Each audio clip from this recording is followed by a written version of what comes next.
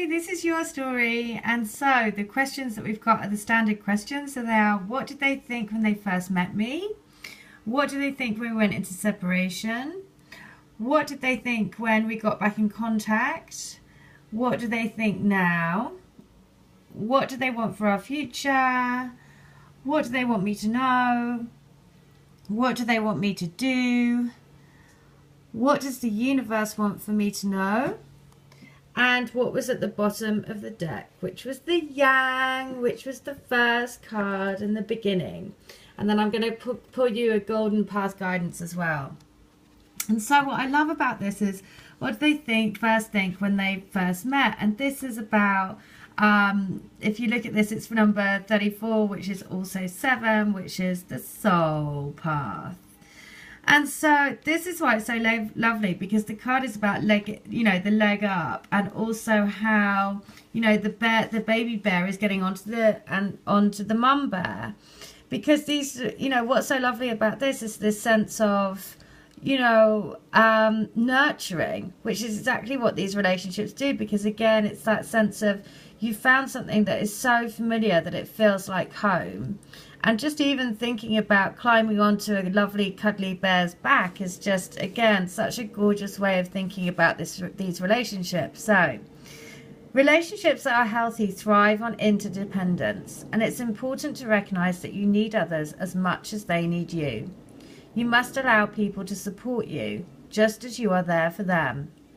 This is a time to be vulnerable, to speak up about your needs, and to ask for them to be fulfilled. Trust. You will be met with kindness and love, and don't expect others to read your mind though. Ask and it is given.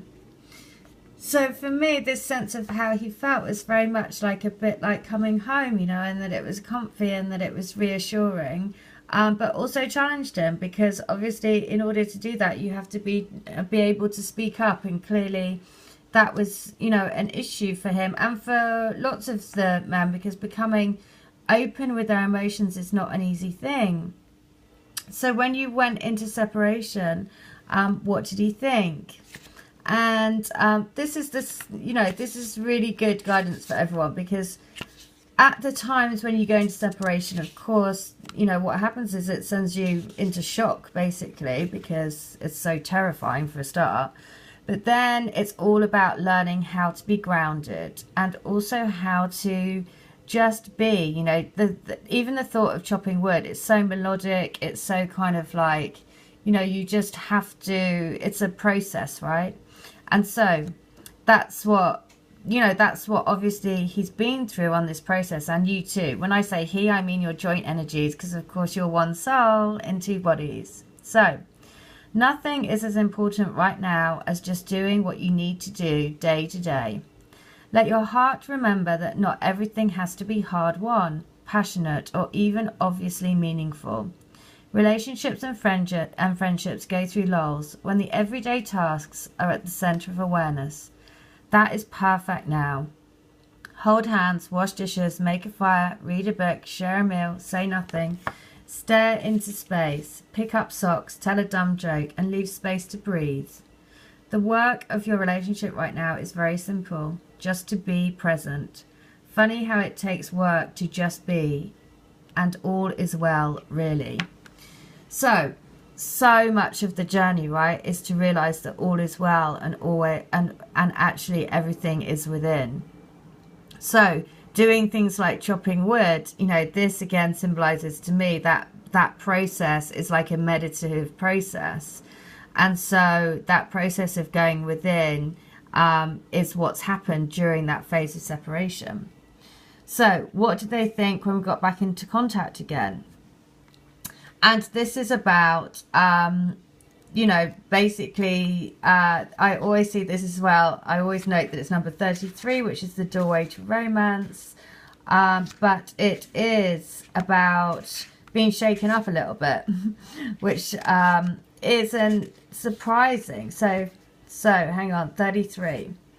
So tension, basically, of opposites. So stubbornness is keeping you in a state of opposition. The incessant need to be right will only serve to prolong the conflict that deep down you want to be resolved. This is an opportune moment to learn about your values, your sense of self, and what's really important to you. Some things are unnegotiable. If that's true, it's not necessary to fight. Can you find a way through the stormy emotions to higher ground? Soon the air will clear and you'll be in a much better place than before, for the storm will have passed, blazing a path for new growth in its wake.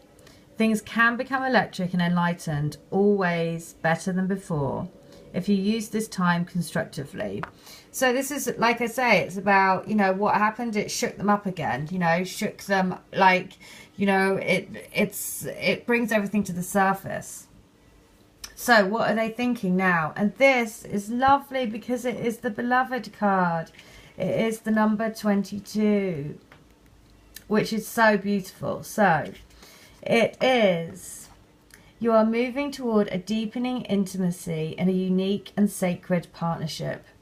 You know you are meant to make this connection. This union, blessed by the divine, will bring transformation and beauty to the world. This is also a sign that, even more importantly, you're being called to a deeper intimacy with yourself and spirit. With this new development, you will see evidence of grace in your life. So very much, you know, thinking that something wonderful that is unearned and is unexpected, a grace that is unforeseen gift from spirit. So a beautiful divine intervention.